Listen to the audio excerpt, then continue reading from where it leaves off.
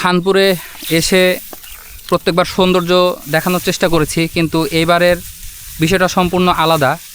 খানপুরে এসে এখানকার যে জমিতে ধান লাগানো ছিল সেই ধানগুলো কৃষকরা কেটেছে এবং কেটে রাখার পরেই হঠাৎ করেই বৃষ্টি চলে আসছে এবং এই পরপর কয়েকদিনের বৃষ্টিতে ধানগুলো সব ভিজে গেছে এবং এই ধানগুলোর সবগুলোর গাছ বের হয়ে গেছে। এখন কৃষকরা সবাই চিন্তিত যে এবার টাকা আসলে তুলতে পারবে কি না, জমিতে যে খরচ করেছিল সেই খরচ উঠবে কি না, এটা নিয়ে কৃষকরা খুবই দুশ্চিন্তার মধ্যে আছেন।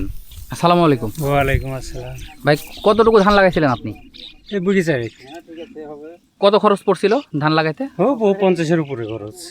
কত আসবে বলে আশা করতেছেন? এখন এটা কিভাবে বলবো বলেন, ধান তো নষ্ট হয়ে গেছে। মানে টাকা উঠবে কি না, কি মনে হয়? টাকা উঠবে না। না, মানে লস। এই যে শ্রমিক নিছেন, এই প্রত্যেকটা শ্রমিককে কত টাকা করে দেওয়া লাগতেছে পার ডে? 4000 করে আপনার বিঘে। 4000 টাকা বিঘা, মানে ঠিক আছে? হ্যাঁ, খাইতে রেতে দেওয়া লাগে না ওই 4000 টাকার মধ্যে? সব হাতে দেওয়া লাগে না, ঠিক আছে। সব 4000 টাকার মধ্যেই?